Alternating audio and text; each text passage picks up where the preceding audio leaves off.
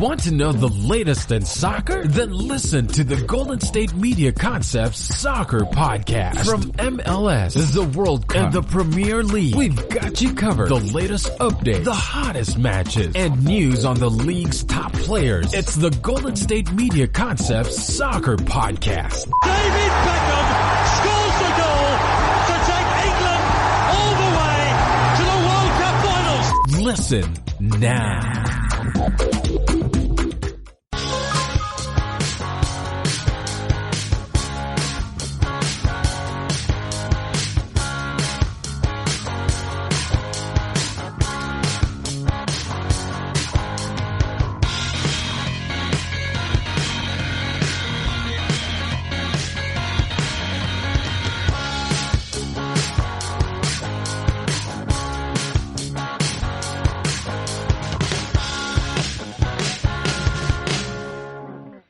Thank you for tuning in to the GSMC Soccer Podcast, brought to you by the GSMC Podcast Network. I'm your host, Steven Melendez, and I'm going to be bringing you the latest and greatest in soccer news from around the world. I hope everyone is staying safe out there during these difficult times. I mean, I'm in Miami, Florida, so you guys already know everything here is a complete mess.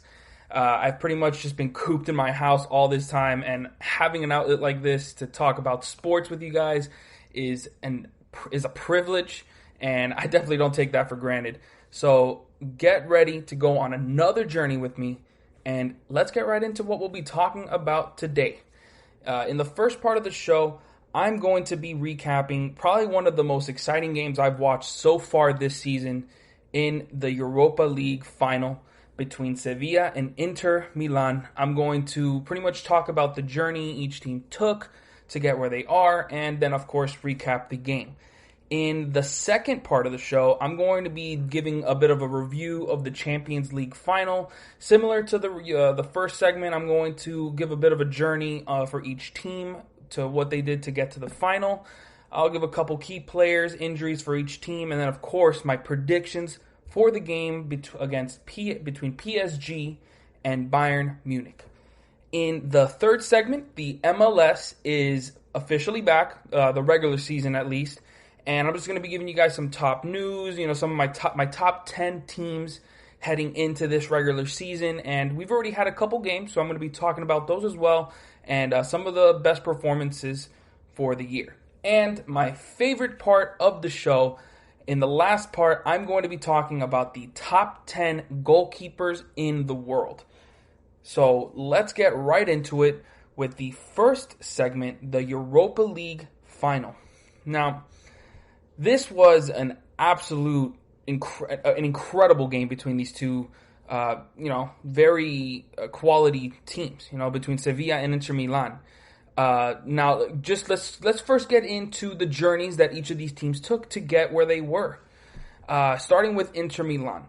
Now, Inter Milan joined the Europa League during the round of 32 after finishing third in their Champions League group. And they started it off against Ludogorets. They won 4-1 on aggregate and pretty much took care of business in their first Europa League action. Lukaku got off to a strong start with 2 goals and an assist between both legs. And Ludogorets just didn't stand a chance. The first match putting up just 1 shot to Inter's 16, but were much more competitive in the second match, but it was, of course, too little too late for Ludogorets, and that's how Inter Milan were able to go into the round of 16 versus Getafe, which they won 2-0. Now, their first match was canceled due to the pandemic, so this was the start of the knockout format for Europa League. And Inter took care of business versus Getafe. I mean, though Getafe did take more shots and the possession was pretty much even, Inter just had more quality. And they took care of business and took care of their chances. Now, and of course, which is going to be the theme of this Inter Milan squad, Lukaku just continued his strong form, while Eriksen off the bench continued to provide that spark. Now they go into the quarterfinals, and now their quality of opponents started, ramping up a bit with going up against Bayern Leverkusen and their, dynamic attack with like Kai Havertz. And all 3 goals in this match were scored in the first 25 minutes. After that, it was pretty much a defensive slugfest between both teams.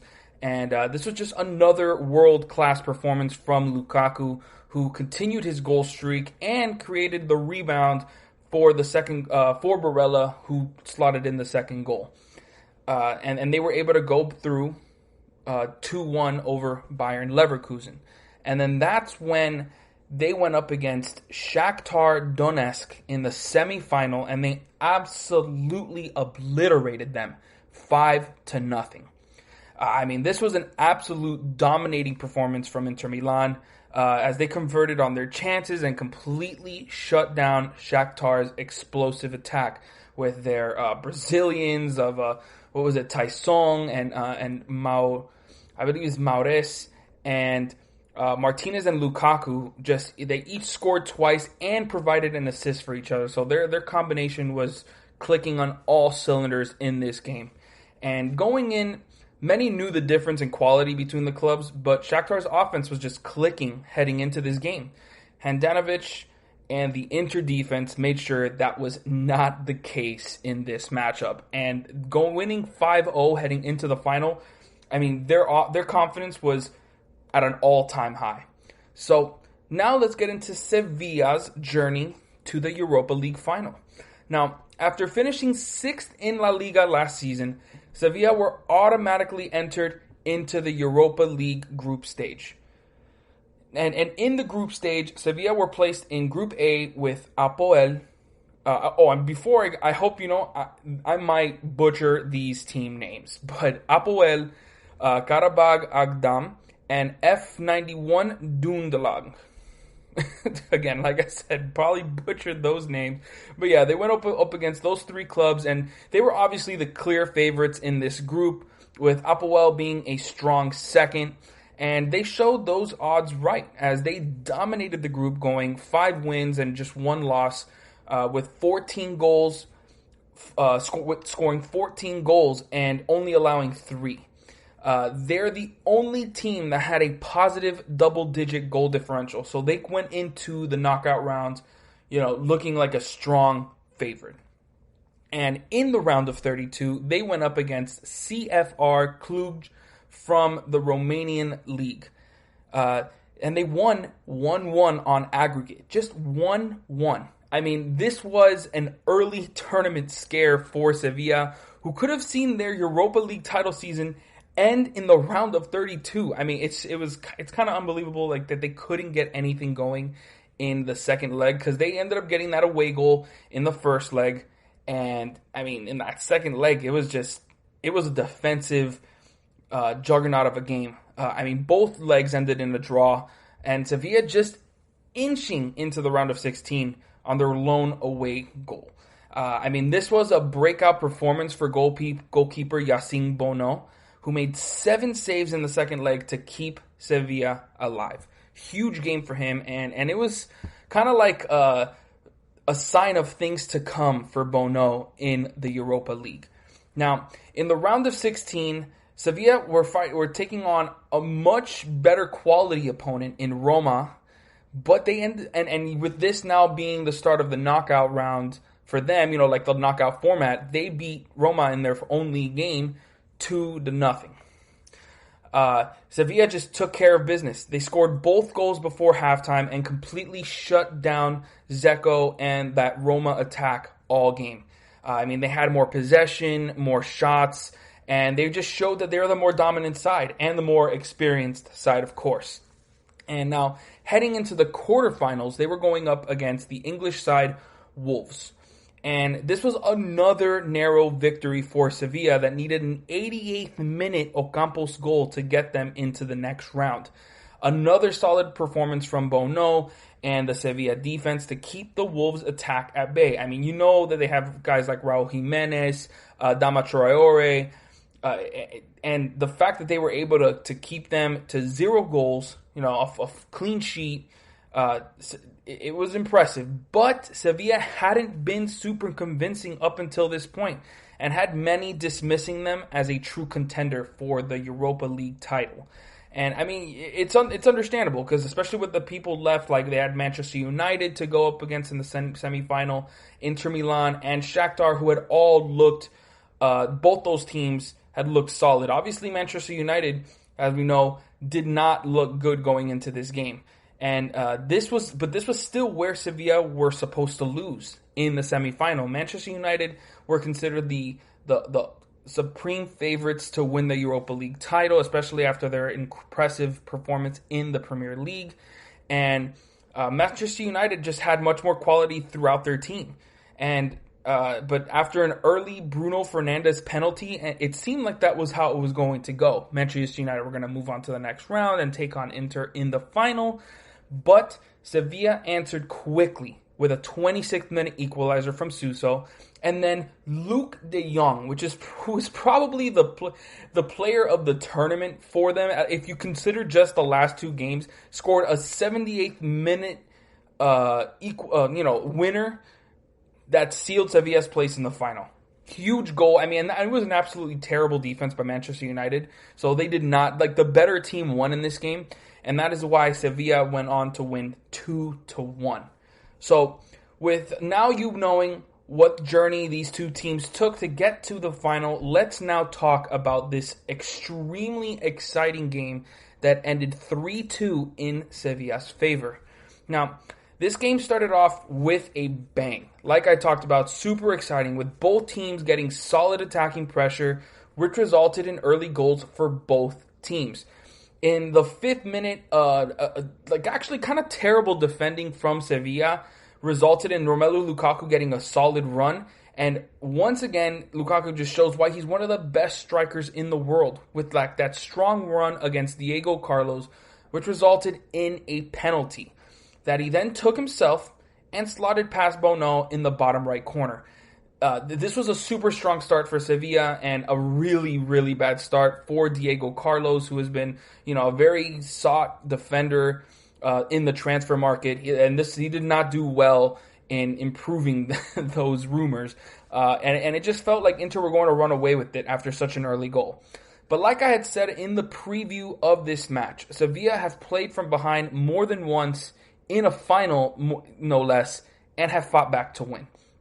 And that's exactly what they did with a 12th minute goal and with persistence and a solid team connection that led to a strong Navas cross that once again De Jong completely rocketed past Handanovic with an amazing diving header. I mean, if you haven't seen it, I recommend you guys go and see that now. It was just like he completely dove for it and just redirected a strong cross past Handanovic. I mean, Handanovic had no chance of saving this one.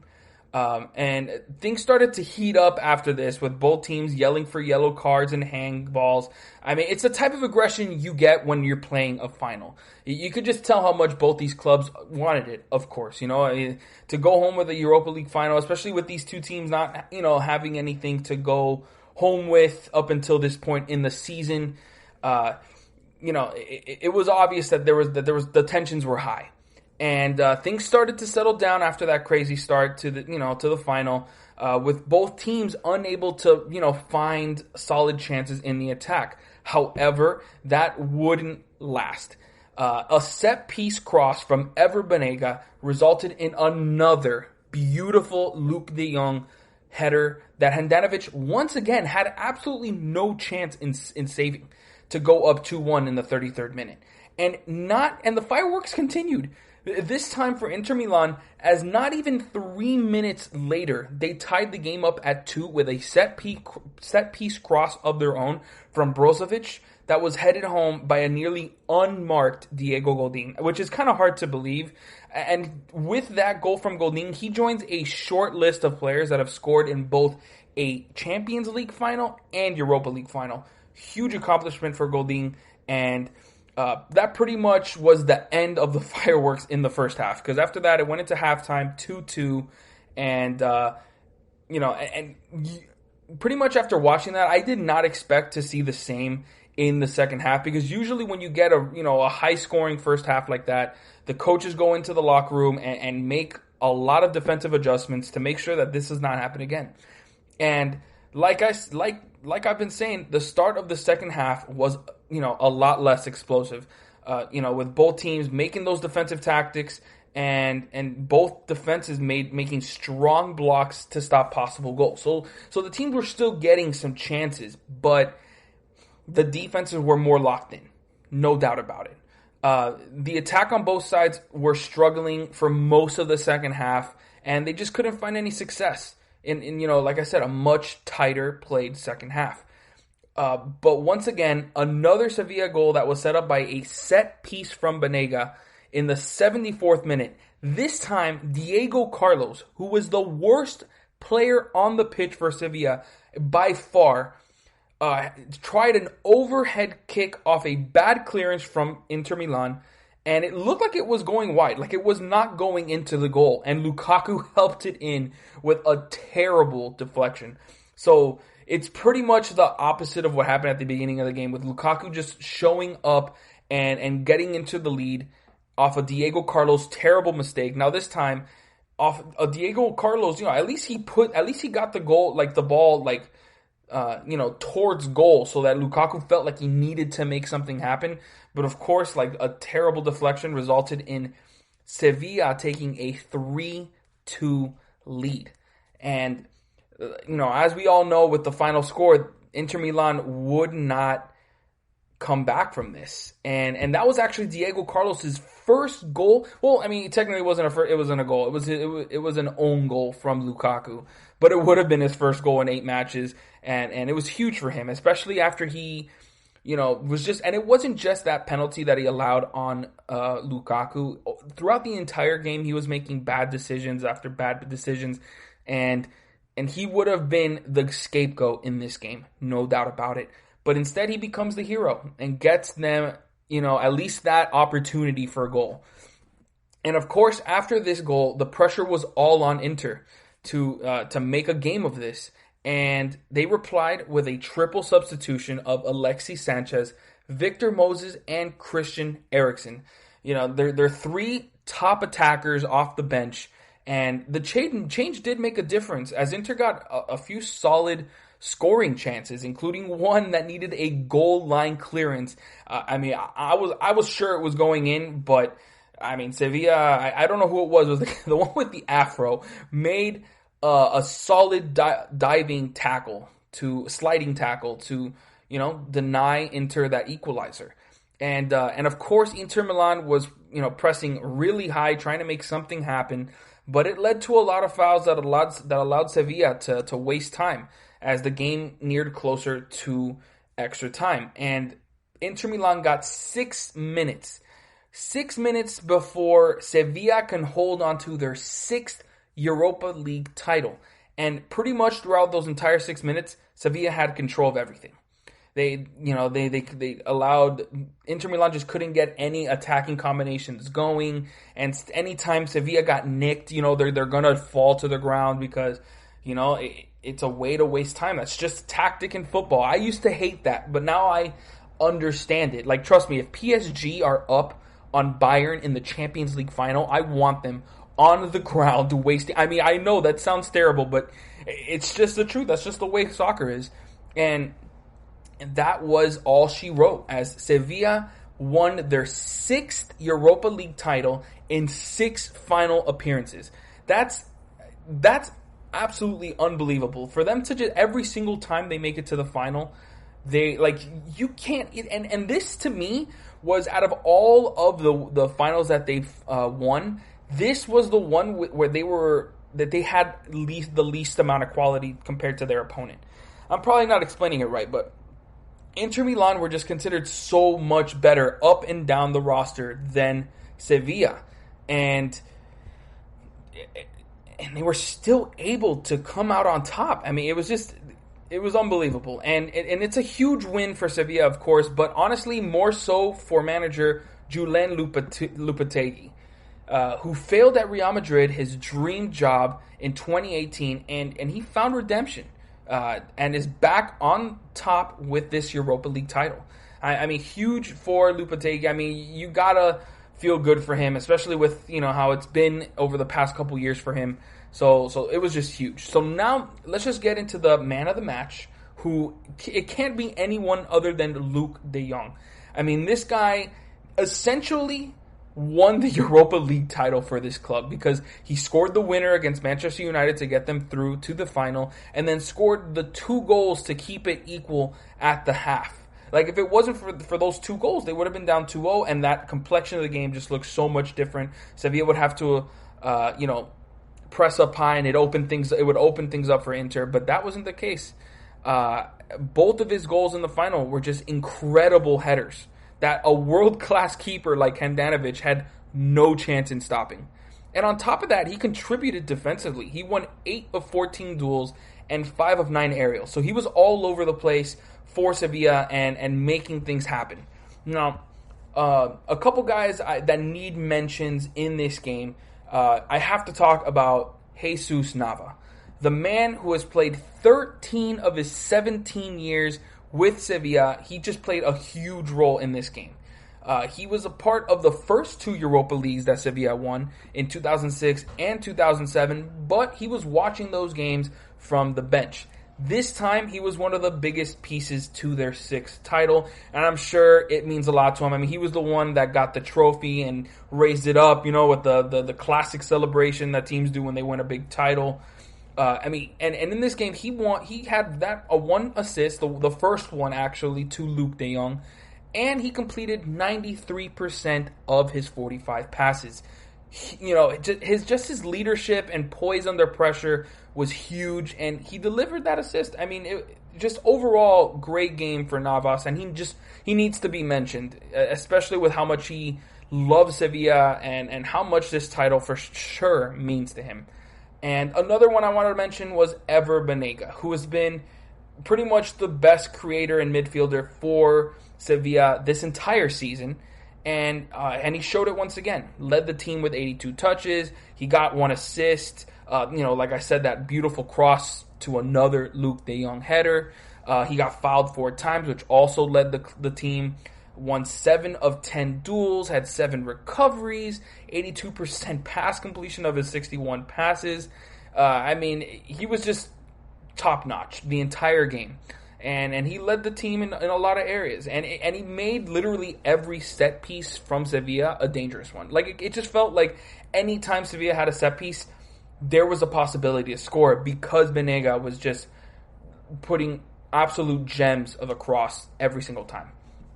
So overall, that was just a huge W for Sevilla and a tough ending to another trophyless season for Inter Milan.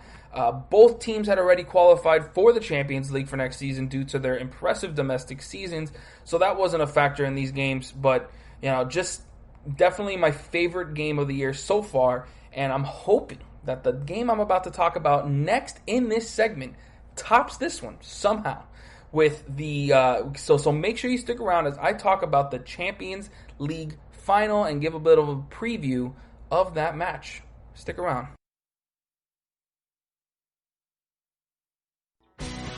Are you looking to get your college football fix? Looking to get the latest news on your favorite school's team? The GSMC College Football Podcast is your ticket to all things college football. Join us as we talk college football from the national championship, the college rivalries, the bowl game, to the Heisman Trophy. To which conference is the best? We've got you covered for the Big Ten, SEC, Big 12, the Pac-12, ACC, and everything in between. Download the GSMC College Football Podcast on iTunes, Stitcher, SoundCloud, Google Play, or anywhere you find podcasts. Just type GSMC in the search bar.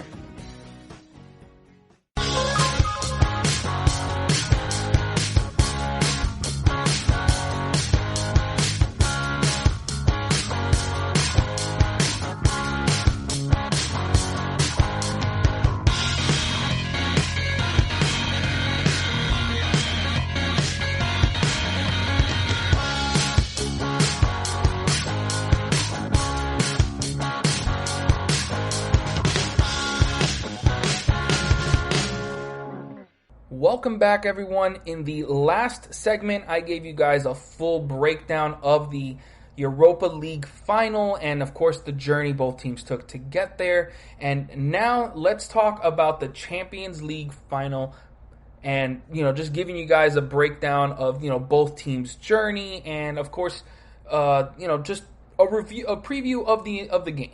So let's just get into it with PSG, and they started off their group stage, in the same group with Real Madrid, Club Brugge, and Galatasaray. PSG and Real Madrid were expected to advance, of course, to the knockout rounds, while PSG were favored to lead the group. And this was honestly an easy draw for PSG, and they showed that in their 6 games, going 5 wins and 1 draw, with their only draw being away against Real Madrid. So they scored 17 goals, which was the 3rd best attack in the group stage, and allowed just 2 goals, which was by far the best defense. So their goal differential of plus 15 was the 2nd best among all group stage teams, behind just Bayern Munich. Some of their stat leaders from the group stage were Mbappe and Icardi, who both had 5 goals, and Di Maria and Sarabia each had 2. And with assists, Mbappe and Di Maria had 3 assists, while Neymar and Bernat had 2. Now, I honestly, I know when you look at that, Mbappe seems to have been the best player for the, because he led them in goals and was tied for them in assists. But I believe Di Maria was their star player in the group stage. I mean, his game against Real Madrid, where he had those 2 beautiful goals from outside the box, it was just unmatched. I mean, so definitely Di Maria was the best player for PSG in the group stage. And in the knockout rounds, this is where things started getting interesting, of course, as they drew Borussia Dortmund, in the round of 16. And to a lot of people, this was considered an even matchup, with both teams boasting explosive offenses. Dortmund had also just acquired Erling Haaland, who had been making a name for himself in the world as one of the best up-and-coming strikers. And things weren't looking good for PSG as they lost the first leg 2-1.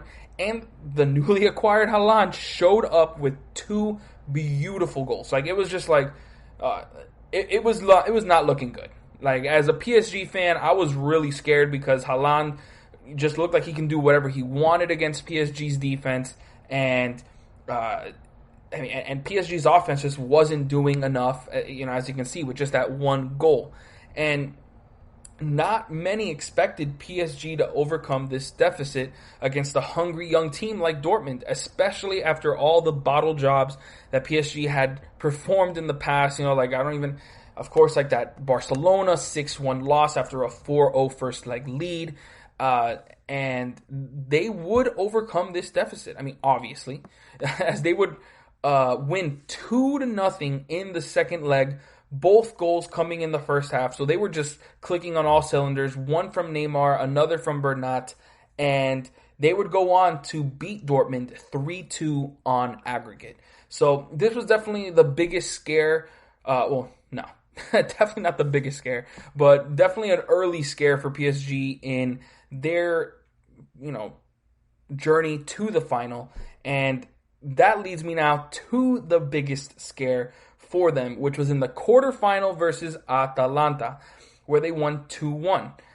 With things changing into a knockout round format due to the pandemic, anything can happen. A small team like Atalanta, who has made a lot of noise this season, could easily beat, one of the most expensive clubs in the world, like PSG. I mean, we saw it with Man City losing to Lyon, Real Madrid losing. Real Madrid lost to Man City, but it was just anything can happen. We knew that. And heading into this match, PSG were considered to have more individual quality, but Atalanta were considered the much better team and were favored by a lot of people. I barely saw people saying that PSG were going to come out on top in this game. And honestly, I can't really blame them. I mean, Atalanta were looking like one of the best offensive teams in the entire world, and they were coached really, really well. So after Atalanta got ahead with a Pasalic goal, they kept the lead for nearly the entire game. And of course, as we should all know already, PSG then got 2 late stoppage time goals one from Marquinhos and the other from Choupo-Moting to make it to their first European semifinal in 25 years. I mean, if you were watching this game in the 88th minute, you were like, oh, this is just another bottle job from PSG, who had a huge opportunity with the favorable bracket that they got, and here they go once again losing to an Atalanta squad 1-0 going into the 90th minute. But I'll tell you what, man, Choupo-Moting, I mean, I understand Neymar was for sure the man of the match in this game because he dominated them in so many different ways with all his skill with the ball. But when Choupo-Moting came into the game, he made it happen. I mean, he got that really nice cross into Neymar, which then resulted in the Marquinhos goal, and then he got into position for Mbappe to pass it to him for the winner. I mean, he did what he needed to do. He's not a big name, but honestly, I feel like that's what PSG need to realize. They don't need the top names to really, win. I mean, not every single... I mean, I'm sure, yes, it's really important to have a guy like Neymar and Mbappe, but you don't need to just continue to get... Just get guys that'll work hard for you, and that's what Choupo-Moting did in this game to send them into the semifinal. And in the semifinal, they went up against RB Leipzig, and with a favorable matchup against this Timo Werner-less Leipzig squad. I mean, PSG looked primed for their first Champions League final appearance. But again, like I've said, with this knockout format, anything could happen. And people weren't going to just give PSG this win before the match started. But it was hard to expect anything less than a win from PSG here. And that's exactly what they did, is they made quick work of RB Leipzig with a 3-0 victory.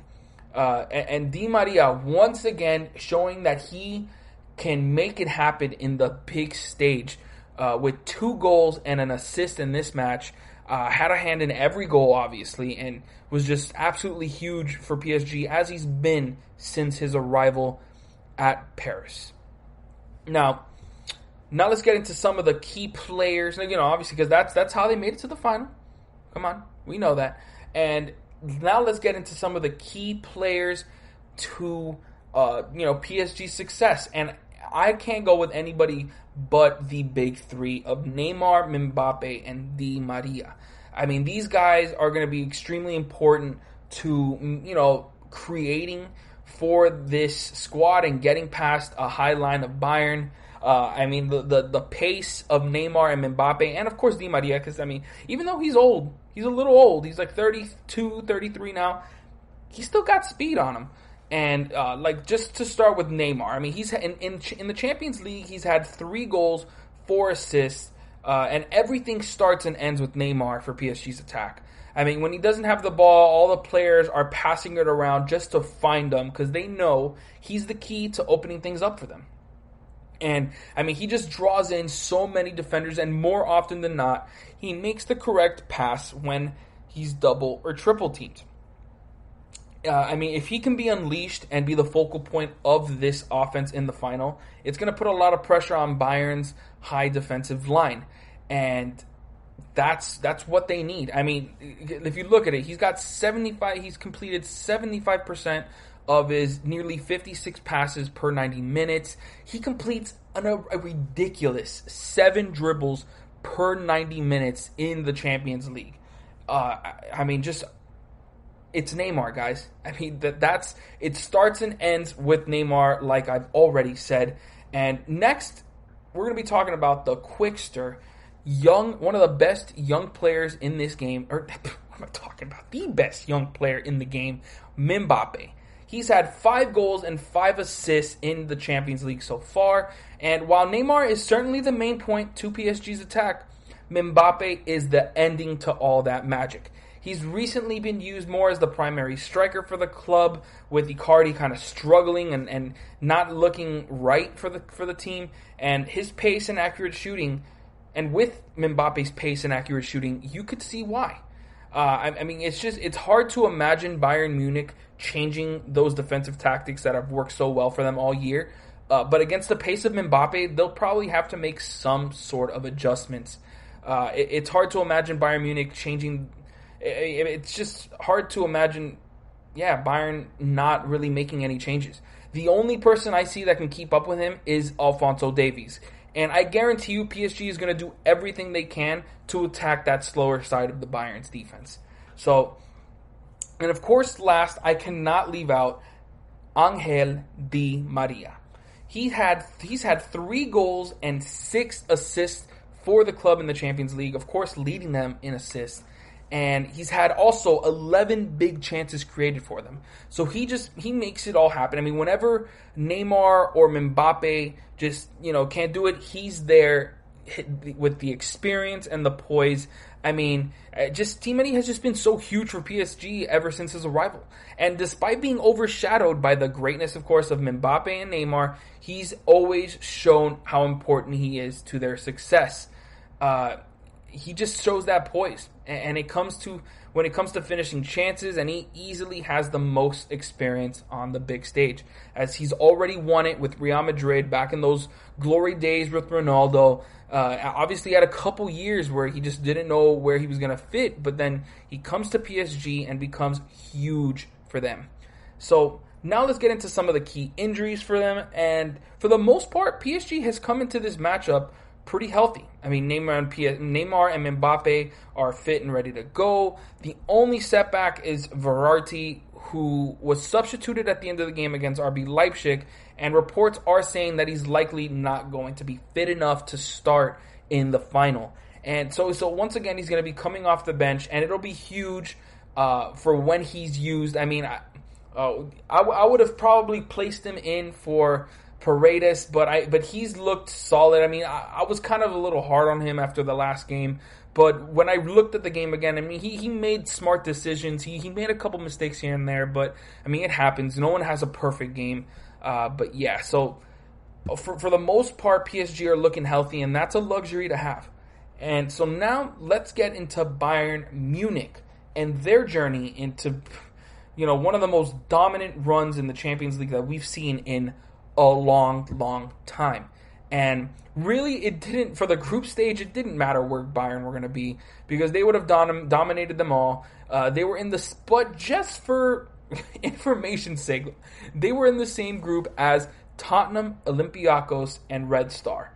And obviously, no surprise that Bayern completely dominated this group, not dropping a single point with 6 wins, while scoring the most goals and having the biggest goal differential during the group stage. This was probably the easiest group when you look at how the season panned out. I mean, Tottenham were a mess until Mourinho came around, and Olympiacos and Red Star just never had a chance. I mean, I'm not saying Olympiacos is bad. I mean, Red Star, obviously, they've been in the Champions League a couple times the past few years and haven't done anything. But, let's just talk about some of the stat leaders now. The goals, of course, there's literally no one else but Lewandowski, who had 10 goals of their 24 in the group stage. No other player had more than 4. I mean, absolutely ridiculous from Lewandowski. And some surprises in the assist leading department. You would expect to see someone like Müller here, who had an unbelievable 25 assists this year in all competitions. But it was really Tolisso with 4 to lead the club, and then Perisic with 3 after that. So, you got some surprising contributions, and just shows how deep this team is to get them into the knockout rounds. And, of course, the best player for them here was Lewandowski. I mean, it's not even close. I mean, this guy has been making the defenses look like youth teams night in and night out. So, yeah. Now, talking about the knockout rounds, just once again, Bayern looked like they were men amongst boys, as they drew Chelsea in the round of 16, and this was and of course they won 7-1 on aggregate. I mean, Bayern received probably the most favorable first draw out of the group stage, with Chelsea, who just barely made it out of their group. And Chelsea were doing very well in the Premier League, but were just very young and inexperienced, and they just couldn't keep up with the machine that is Bayern Munich. They just dominated them in both legs, scoring 3 times in the first game and 4 in the second. There was just nothing Chelsea can do, and yeah, so on to the next round, easy as pie. Now, in the next one, it just didn't seem possible that Bayern Munich can one-up that 7-1 aggregate performance against Chelsea, but they did just that with the now historic game that is the 8-2 drubbing of Barcelona, pretty much ending an era there for Barcelona, who have been holding on to the hopes that Messi could lead him to the promised land once again with the trash that they've been putting around him. But, you know, this game was heard around the world. And if you aren't a soccer fan, you know what happened there with Barcelona. You know that they got completely destroyed 8-2. I mean, just Bayern made the top of the cream of the crop club like Barcelona look like the youth club that they have been trending in for the past couple seasons. One of the worst games in Barcelona history, and Thomas Müller was by far the man of the match in this game with 2 goals and an assist. But I mean, just everybody in this game showed up. I mean, I have to talk about the Alphonso Davies highlight when he completely destroyed Semedo, and you could have pretty much just shipped him off and transferred Semedo out of Barcelona off that one play, making him look like a complete scrub and finishing it off with an assist. I just had to talk about that play. But yeah, just like that, another easy game for Bayern Munich. At least they make it look easy. And heading into the semifinal versus Lyon, which this was actually a game that Bayern looked pretty vulnerable. I mean, their high defensive line had shown some problems here and there, but obviously, as you could see from what I've talked about so far, it hadn't really been a problem. But in this game, Lyon's attackers were able to create a lot of chances early in this game.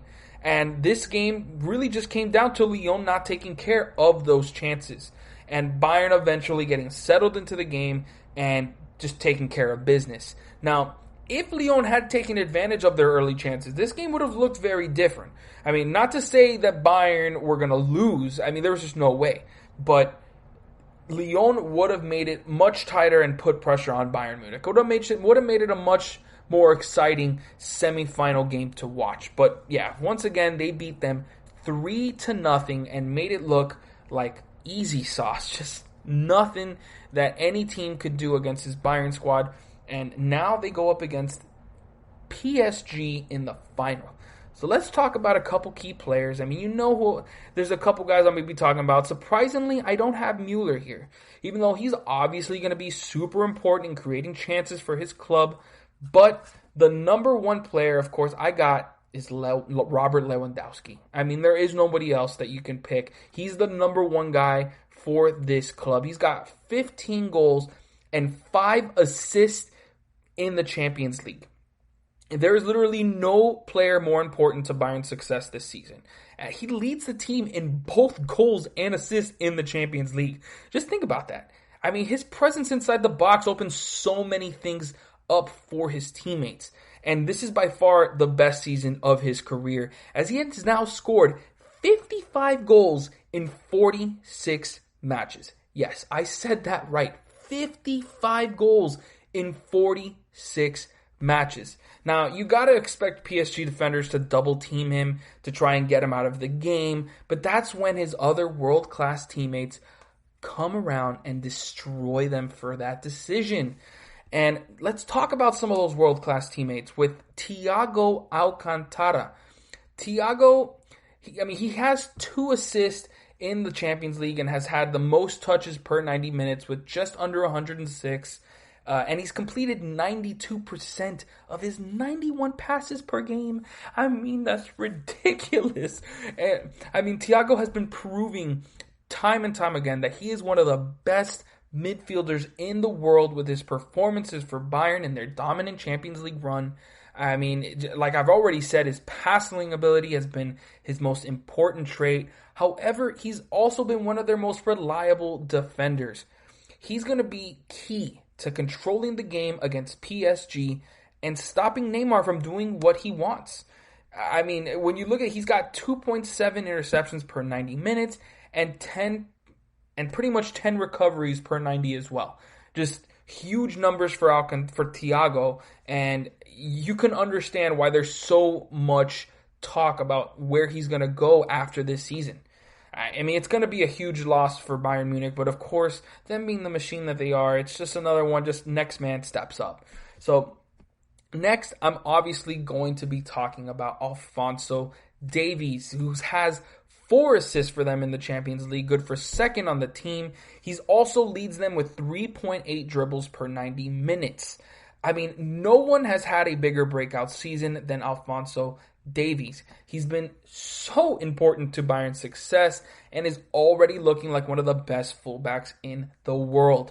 He's second, like I've already said, second on the team in assists, and of course, in the Champions League. And while his offense has obviously been getting the most attention for good reason, he's been one of their most efficient defenders, with 91% of his aerials won, 71% of his tackles and duels won as well.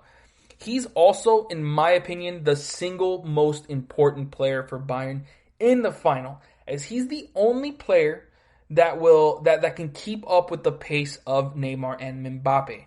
Now, just like PSG, but actually even more so, Bayern have absolutely no injury issues to worry about. They have all the world-class players ready to go for the final.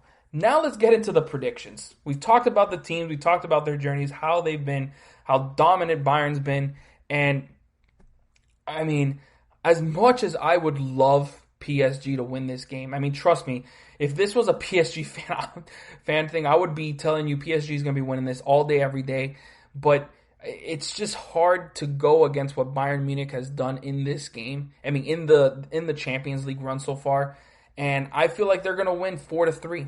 I mean, it's going to be a lot closer than what they've looked, because I feel like the high line is going to make it tough to contain Mbappe. But in the end, manager Hans Flick has been huge for this club since his arrival, and his defensive tactics against Messi in the quarterfinals were huge and took him out of the game. And I believe he's going to make those same adjustments to stifle Neymar, and it's still going to be a huge scoring game, a high scoring game. But Bayern Munich will come out on top and win their first Champions League final since that win against Borussia Dortmund in, I believe, 2015, if I'm not mistaken. So that's going to do it for this segment. Make sure you guys stick around, as we are going to be talking about the MLS and them making their regular season return. Tired of searching the vast jungle of podcasts? Now listen close and hear this out. There's a podcast network that covers just about everything that you've been searching. Hey! The Golden State Media Concepts Podcast Network is here. Nothing less than a podcast bliss with endless hours of podcast coverage. From news, sports, music, fashion, cooking, entertainment, fantasy, football, and so much more. So stop lurking around and go straight out to the Golden State Media Concepts Podcast Network. Guaranteed to fill that podcast itch. Whatever it may be. Visit us at www.gsmcpodcast.com. Follow us on Facebook and Twitter, and download us on iTunes, SoundCloud, and Google Play.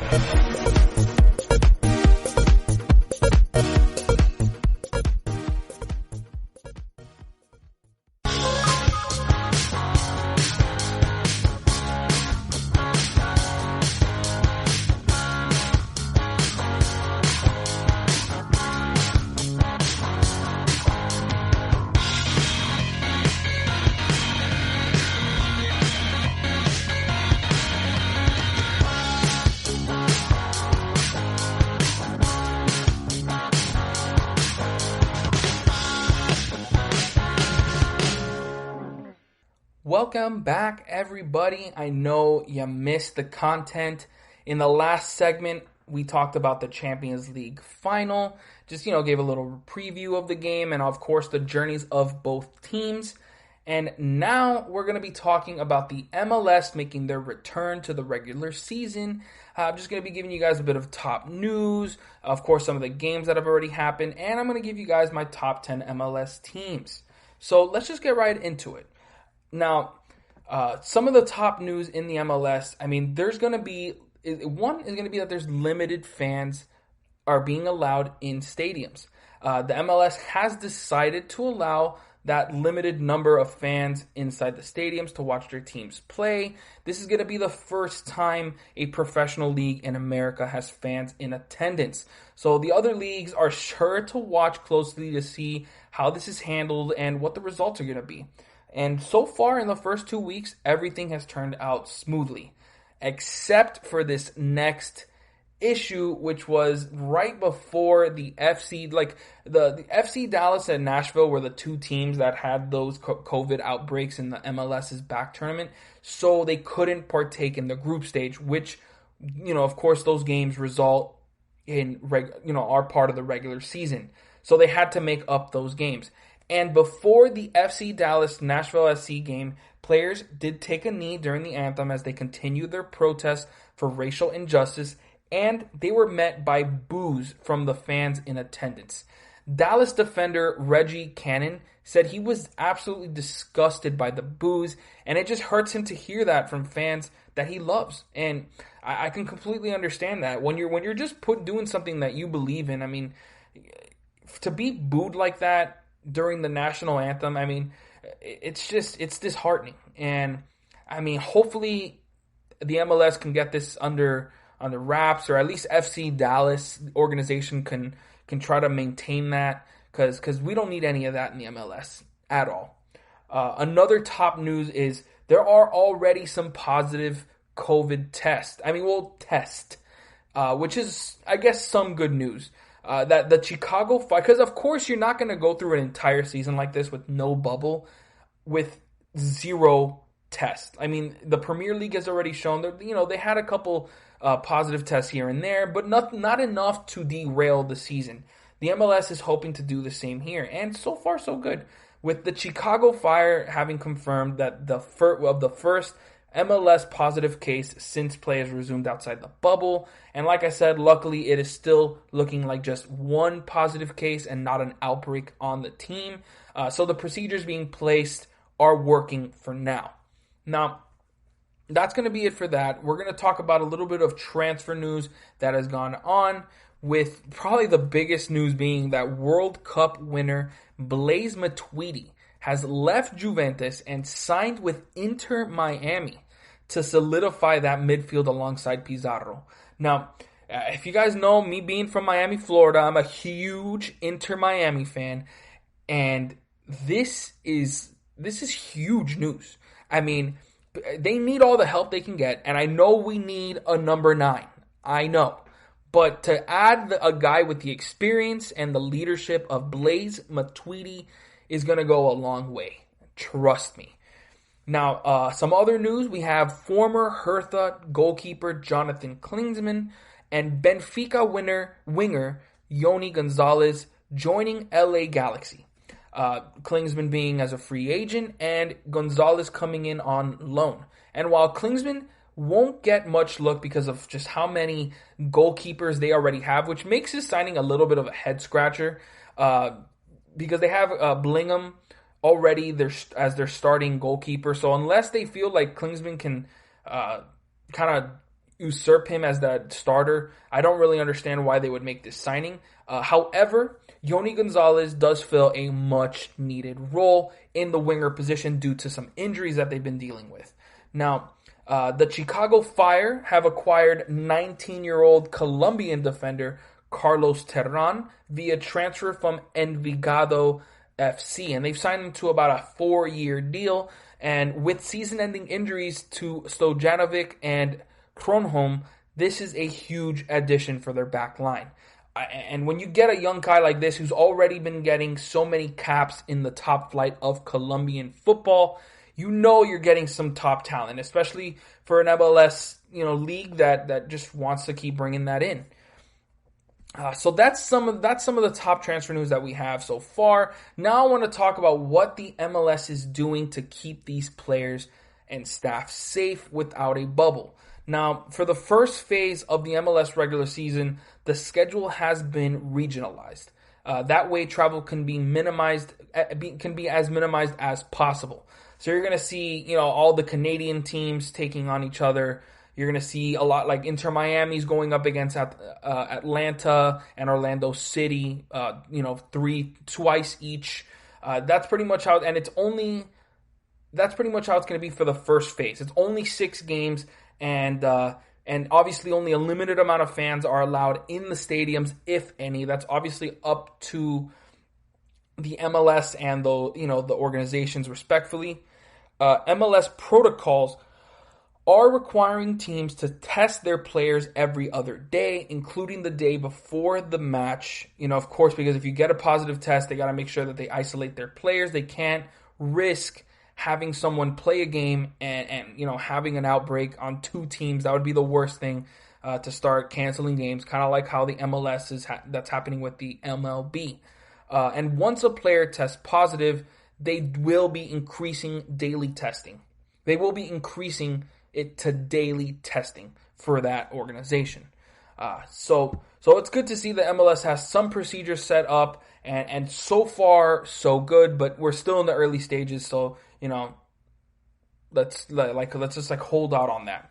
So now let's get into some real MLS talk with the top 10 teams in the MLS. And I'm going to go, obviously from 1 to 10. Or actually, no. Let's go from 10 to 1. Kind of build the suspense up for you guys. And at number 10, we have the San Jose Earthquakes. Probably the most exciting team to watch in the MLS due to their explosive offense. The Earthquakes just looked extremely dominant in the MLS's back tournament. That was until they were exposed by a strong Minnesota United club. And club legend Wondolowski once again is going to be heavily relied on to deliver for the Earthquakes this season. So it's going to be interesting to see if they can get it together on both ends. 9th, we have Sporting Kansas City. And after a strong showing in the group stage of the tournament that has them at the top of the Western Conference, Sporting were embarrassed by the Philadelphia Union in the quarterfinals with a 3-1 loss. A strong attack of Alan Pulido and Kiri Shelton should keep Sporting among the best in the MLS. So, we've got to keep an eye on that. But, of course, they are off to a strong start with that, really good group stage play. 8th, we have the Seattle Sounders. The defending MLS Cup champions were completely destroyed by LAFC in the round of 16. They have one of the best midfielders in the MLS but despite that destruction in the round of 16, they do have a very strong squad. Like I said, the best midfield in the MLS with the experienced duo of João Paulo and probably one of the best playmakers in the league in Nicolas Lodeiro, expected to set the tempo up for the Sounders. But they do come in at number 8 because there have been a lot of clubs that have shown up in the MLS's back tournament and look to have a very strong season. No team has proven that other than Orlando City, who come in at number 7. And pretty much other than Orlando City fans, nobody expected this team to show up the way they did in the MLS's back tournament. Nani has finally looked like the superstar Orlando City brought him in to be, and you put him alongside the youth of João Moutinho and the consistency of Mauricio Pereira in the midfield, and we could be looking at the best season in Orlando City history. So they come in at number 7, and at number 6 we have Toronto FC. They have one of the best squads on paper, and with Ayo Akinola, Josie Altidore, and of course Alejandro Pozuelo, it'll be interesting to see if Altidore and Akinola will be in the starting lineup together to form one of the best attacks in the MLS with that 2-striker set. And of course we cannot forget about Pozuelo, who has a league-leading 5 assists. And I haven't even mentioned Michael Bradley, who is just such a consistent piece for them in that midfield as well. So they come in at number 6. Now, number 5, we have one of the Cinderella stories from the tournament, Minnesota FC.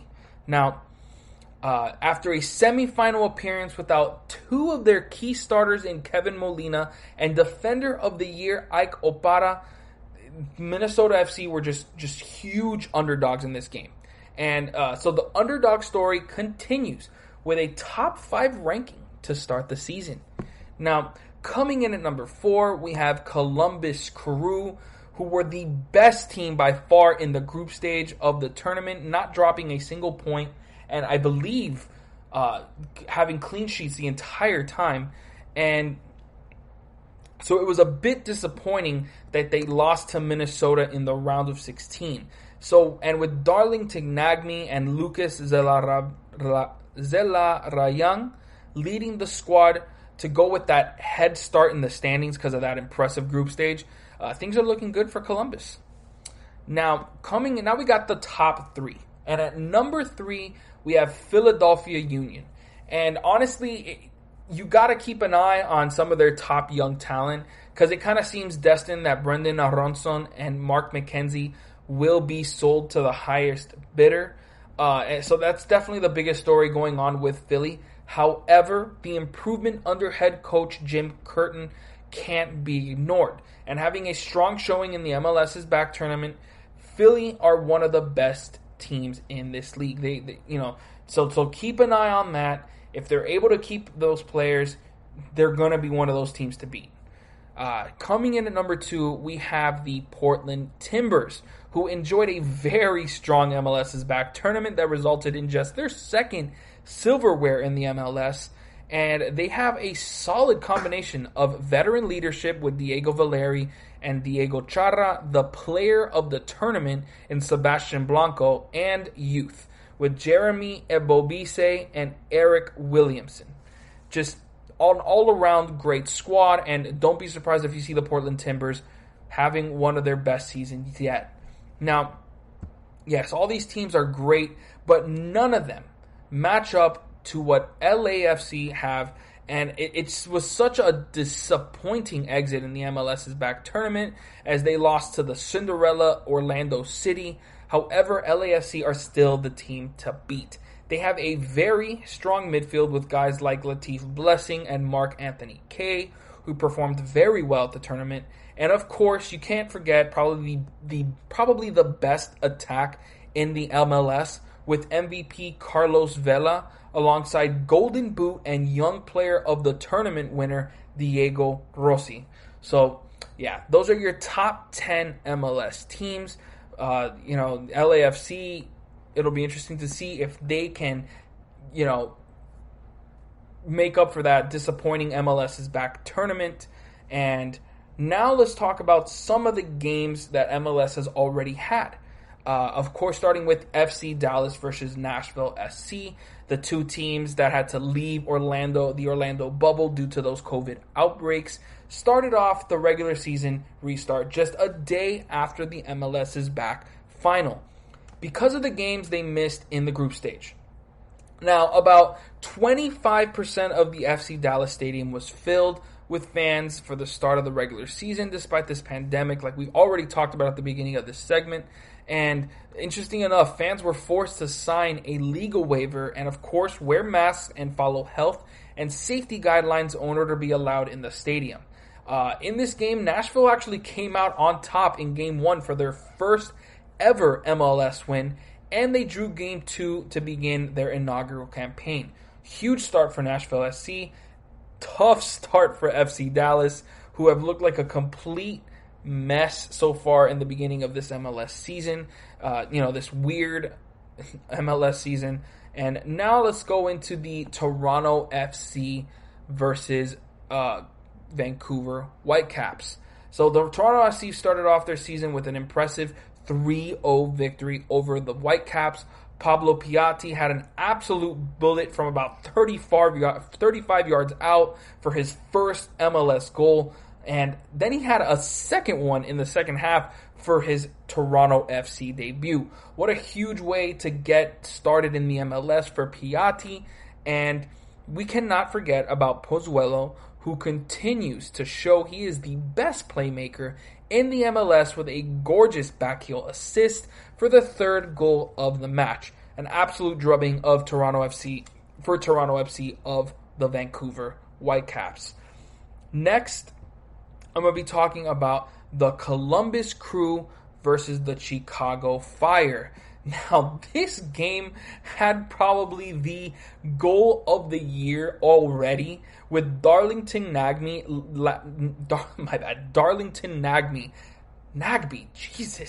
laying it up for himself from outside the box before he volleyed it off the left post and into the goal to make it 2-0 in the 81st minute.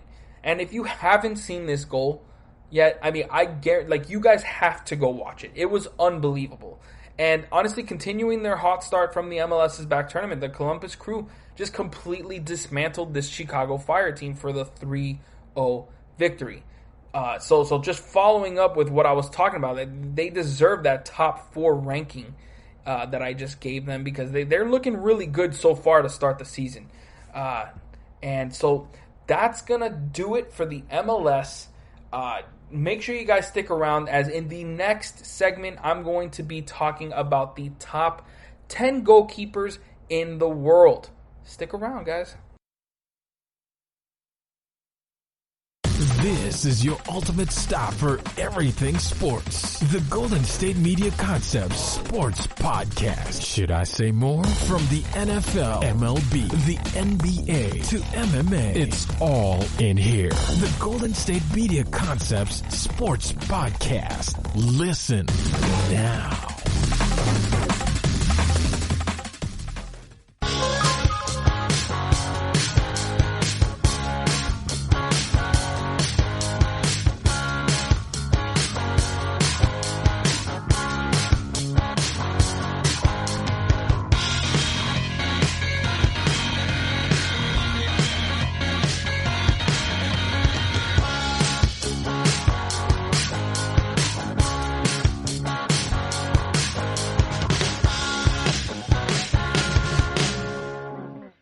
Welcome back, everyone. In the last segment, I talked about the MLS regular season returning and, all the COVID updates in the MLS. And now I'm going to be giving you guys my top 10 goalkeepers in the world. Now, before I start this list, I have to say that goalkeepers, the biggest thing has always been that, if they can keep shots out of goal, they are valuable. That's obvious. However, over the past few years, the term sweeper keeper has taken the world by storms, and goalkeepers are now expected to be a lot more than just, shot stoppers. They have to be good with their feet, and as they have always been with their hands. So, another thing, this list might not have some of your favorites. That's obvious. Some people's lists aren't going to have who you expect to be up there.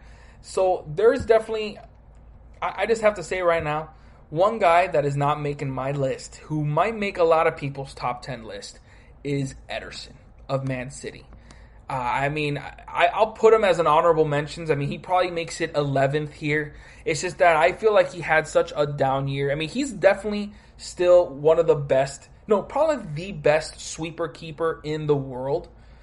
But I didn't see enough from him. And, you combine that with Man City's, topple from the top and not even giving Liverpool a challenge for the title. I couldn't give it to Ederson. But he's still one of the top keepers in the world. Coming in at number 11. So let's just get this list started with number 10, probably the biggest surprise on this list being Peter Gulaxi of RB Leipzig. RB Leipzig has taken many players from their sister club, RB Salzburg, but none has been bigger than Gulaxi, who came over for just 2 million euros. Last year was actually a stronger season for Gulaxi, but it was an outlier compared to his previous seasons, so there wasn't much thought to it.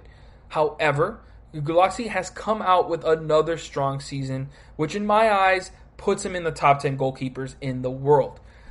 His performance for RB Leipzig in the Champions League was a big reason for their run to the semifinals, as he had a 75% save percentage to go with 3 clean sheets in 10 appearances. Unfortunately, he did have a rough ending to his season, as he made some pretty bad decisions against PSG and it cost them goals and a chance to make it to the Champions League final for the first time in their young club's history. However, the strongest performance for him this season has to be against Tottenham in the round of 16, where he completely shut them out with 0 goals allowed off 9 shots on target. And pretty much his overall stats for the year, he had a 6.7 overall rating, 2.7 saves per game, a 73% save percentage, and 13 clean sheets. So a huge season for Gulaxi, who is like the oldest looking 30-year-old in the world, but he comes in at number 10. Super strong season for Gulaxi. Number 9, we have the youngest player on this list with Dean Henderson of Sheffield United. Well, I should say of Manchester United now, because it looks like Manchester United are going to want to keep him after sending him out on loan to a bunch of different clubs since 2015, but the 23-year-old has proven that he deserves a place in one of the top clubs in the world. He is by far the biggest riser in the goalkeeper ranks over the last 2 seasons, and is a big reason why Sheffield United are not only in the top flight, but staying there as well. Like I just said, his performance for Sheffield United just helped them get that promotion from the Championship, and helped them finish 9th this season. And no moment was bigger than his triple save against Norwich, which, if you guys haven't seen that, I mean, go look at that. I mean, it just kind of felt, and this was not because of his defenders. I mean, of course there was a lot of guys around, but no defender had a goal line clearance there. One did kick it away for it to go, out of the box finally, but Dean Henderson, one of the top young goalkeepers in the world. I believe he won Young Player of the Year award, or is in contention to win the Young Player of the Year award for the Premier League, and for good reason. I mean, his breakout season now has fans wanting him to replace Jordan Pickford as England's number 1 season, as the Everton goalkeeper had a pretty bad season. I mean, if he would have Jordan Pickford was one of those young players that if he would have continued his rise, you would see him on this top 10 list, but that is just not the case. And it even has Manchester United fans feeling like he has a big chance at replacing David De Gea as their top goalkeeping choice. And there's a big reason for that. I mean, De Gea has had he's been one of the top goalkeepers in the world for so long, but he has had so many just unreasonable errors. I mean, just the things that you would not expect from a world-class goalkeeper like David De Gea, and that is why he has just fallen off so far. But yeah, Dean Henderson coming in at number 9. Oh, and of course, his overall stats this season, he's got a 6.7 overall rating, 2.6 saves per game, over a 75% save percentage, and 14 clean sheets. Huge season for Dean Henderson, and it's going to be really interesting to see what happens with Manchester United in that position over the next few years.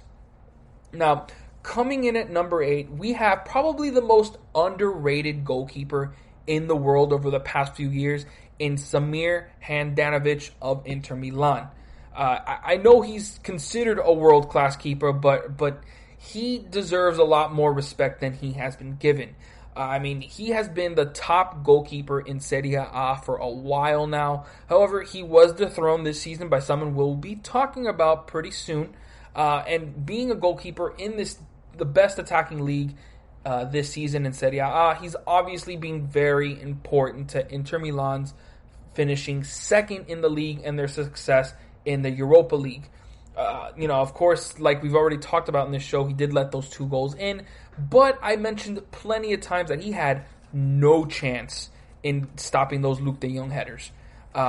He's about as consistent as they come at the goalkeeping position, allowing less than a goal per game in 4 of his last 5 seasons, and his passing actually took a step forward, as he completed a career-high 86.7% of his 31 passes per game. He also had 2 key passes this season, which is 2 more than he had the past 2 seasons. Just a huge season for Handanovic, and Inter Milan as a whole Of course, not how they wanted it to end, but overall, his stats this season, he's got also a 6.7 overall rating, 2.3 saves per game, just under a 72% save percentage, and 16 clean sheets.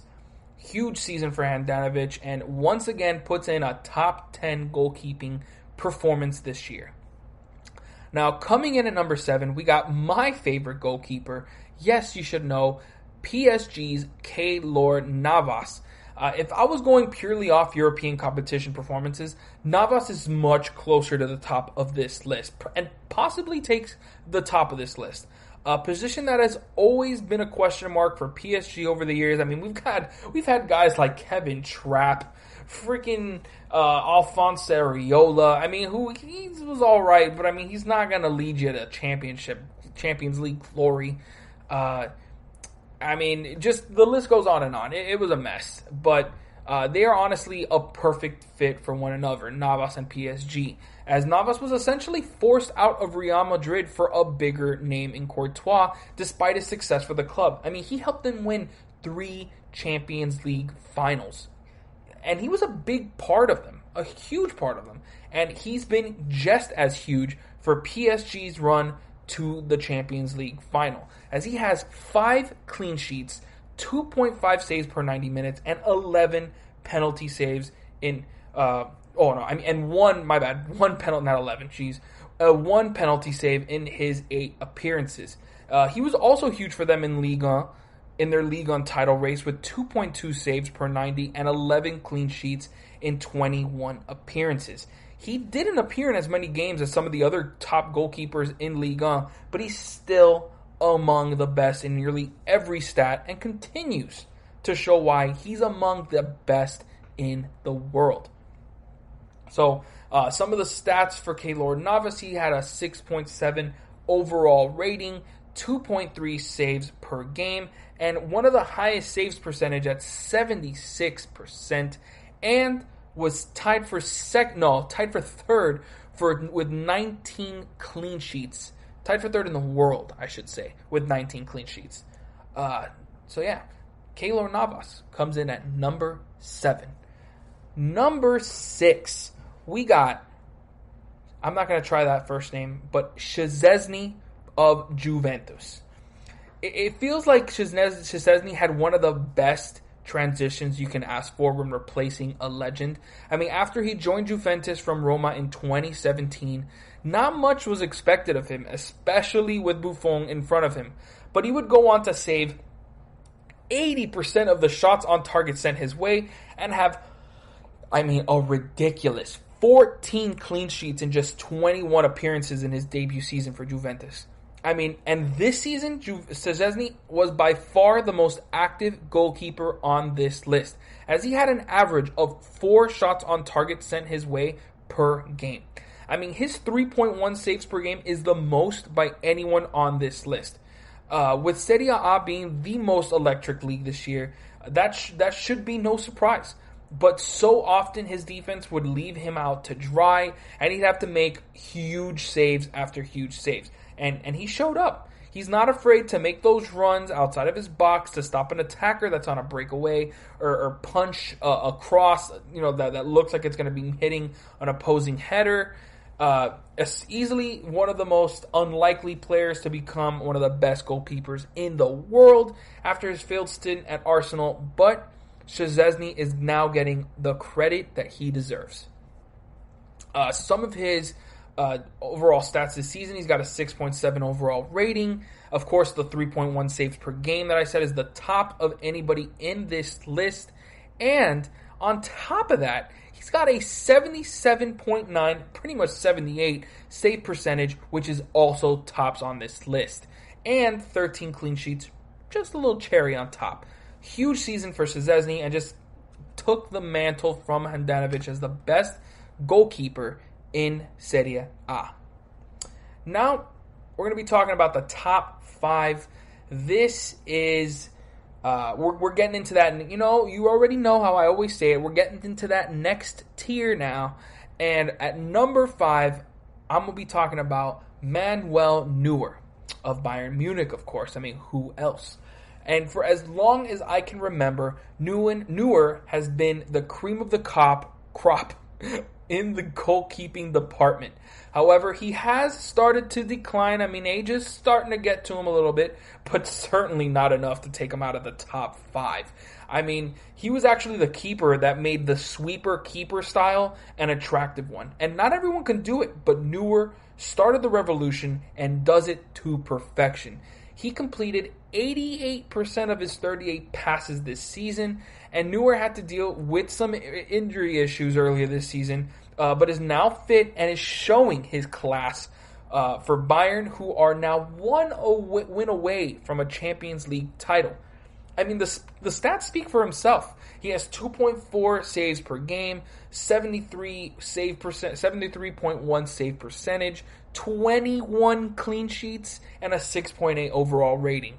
I mean, his best performance that I've seen so far this season was his most recent one, when he stopped Lyon's multiple chances that looked like clear goals, especially in the second half. I mean, he just looked unstoppable. Like, it just looked like Lyon were going to get a goal, but Neuer was not going to allow it. So, yeah, that's Neuer coming in at number 5. Now, yeah, I guess Neuer was probably not the next tier, because now the next 4 guys that I'm talking about are the best of the best in the goalkeeping department, and they've probably been in this top 4. This has probably been the top 4 for the past couple seasons. I mean, Ederson was up here, but I mean, just his fall this year was just inexplicable, so he's not here. But coming in at number 4, we have Marc-Andre ter Stegen of Barcelona. If the season would have ended on a better note for ter Stegen, he would have easily made the top 3. But that just was not the case for this German keeper. And aside from that performance versus Bayern, ter Stegen was doing his usual work throughout the year, and was one of the only consistent presences for Barca. And he's also one of the best sweeper keepers in the world. Aside from being one of the best stoppers, he's got 2 assists this season. No keeper on this list can match that. If you guys haven't seen those, go check them out after this podcast, of course, and you will see just it's not just that he's got a strong leg, it's his decision making. He sees, his players have a smart run that they can make, and he knows when to make it. He's lifted 14 trophies for club and country, obviously most of those being for Barcelona, since leaving Mönchengladbach in 2014. Nobody else on this list can match those numbers. With all the uncertainty going on in Barcelona, and we know I've already discussed that, there should be 2 things that they're certain of. One is, of course, keeping Messi, and the next is extending ter Stegen. That's how important he is to Barcelona's success and what they do there at the club. And that is why he comes in at number 4. Some of those overall stats, he's got a 6.9 overall rating, 2.3 saves per game. He saves just under 72% of his shots on target, and he's got 17 clean sheets. Huge season for ter Stegen. Normally would be in the top 3, but just a couple keepers just had unbelievable seasons this year that cannot be ignored. And coming in at number 3, we have probably the top keeper from last season, Alisson Becker of Liverpool. If it wasn't for that early injury that derailed the start of the season and the early Champions League exit to Atletico, Alisson would probably still be at the top of this list. He's one of the best shot stoppers in the world and combines that with an unbelievable ability with the ball. I mean, Alisson is for sure the most all-around goalkeeper on this list, as he's one of the best, like I said, shot stoppers, and he's really strong with the ball. I mean, he's a big reason why Liverpool have been so dominant in the Premier League. I mean, ever since he replaced Karius between the sticks for the Reds, they have just taken it to another level. And Alisson's ability to be able to hold on to the ball and get it to the next guy and, make the offense flow from the back, it's just not a doubt in my mind that Alisson will come back next season and challenge for the top spot on this list. Some of the overall stats for him: he's got a 6.8 overall rating. He saved about 2.1 saves per game, just over 72% save percentage, and 14 clean sheets. Now, the final two goalkeepers on this list. Easily the best goalkeepers in the world. Number 2, we have Thibaut Courtois. I know the last name I got right. First name probably butchered, of Real Madrid. Courtois had probably his worst season ever last year, making mistakes you just wouldn't expect from even the most average keepers. So it's safe to say that his transition to Real Madrid was not a smooth one. And that's usually the case for players. I mean, I've already talked plenty about Barcelona and the transition that these players have tried to make there, and they just couldn't. However, Courtois and his world-class skill would eventually show up for the La Liga Giants. And it's a big reason why they were able to take the title from rivals Barcelona. Real Madrid had by far the best defense in all of Europe. And with Courtois backing up Sergio Ramos, Casemiro, and Varane, it is easy to see why. I'm sure after last season, many were wondering why Real Madrid moved Keylor Navas for Courtois, who didn't seem to be able to perform in the Real Madrid spotlight, unlike Navas. However, he has certainly proved those doubters wrong, as he has the skills to be the best goalkeeper in the world, and at just 27 years old, he still has plenty of time to improve. He's tied for the most clean sheets this season with 21, and his pure shot-stopping ability is about as good as it gets, but not as good as the next player on this list. For some of the stats of Courtois, he had a 6.8 overall rating, saved about 2.4 shots on target per game, and he had a 77.8 save percentage to go along with those 21 clean sheets. Huge season for Courtois, and just, he's solidified himself in that Real Madrid goalkeeping position for the foreseeable future. So now, coming in at number 1, we have the undisputed top goalkeeper this season in Jan Oblak of Atletico Madrid. There is just no better answer for the top goalkeeper in the world. For so long, Oblak just did not get his due as a world-class keeper because he's in Atletico Madrid, and we obviously know their system that provides itself that prides itself on slowing the game down and having a strong defense. However, Oblak is now getting the credit he deserves, and he is by far the best shot stopper in the entire world. Atletico do have some solid defenders, but by not world class in Jimenez and Savic.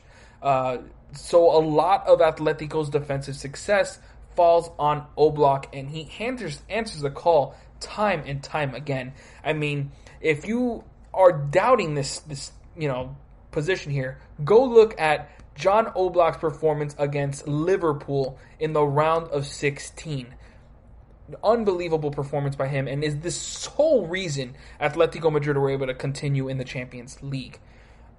Just some of the stats for Oblak this year: he had the best overall rating with a 7 overall rating, 2.4 saves per game, 76.5 save percentage, and the most clean sheets of any goalkeeper in the world with 22.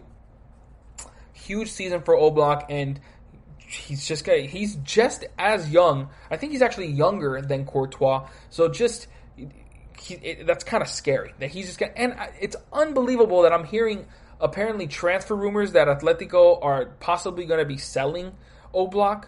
I don't know why. I mean, it's probably just noise, and he's going to be between the sticks for Atletico once again next season. But yeah, huge season for Oblak. He comes in at number 1, the undisputed best goalkeeper in the world. So that's going to finish it up with today's episode. I hope you guys enjoyed. I'm loving this content. I love bringing this out to you guys and just talking. Please, If you guys, like what I'm bringing you guys, or if you guys have any criticism, please let me know in the comments. I love to get better at this. Just let me know. So thank you for listening to the GSMC Soccer Podcast, brought to you by the GSMC Podcast Network. I would like to ask you that you please remember to subscribe to the show and write a nice review. That really helps us. Also, if you can please follow us on Facebook, Twitter, and Instagram, I would greatly appreciate it. Thank you and have a great night. You've been listening to the Golden State Media Concepts Soccer Podcast, part of the Golden State Media Concepts Podcast Network.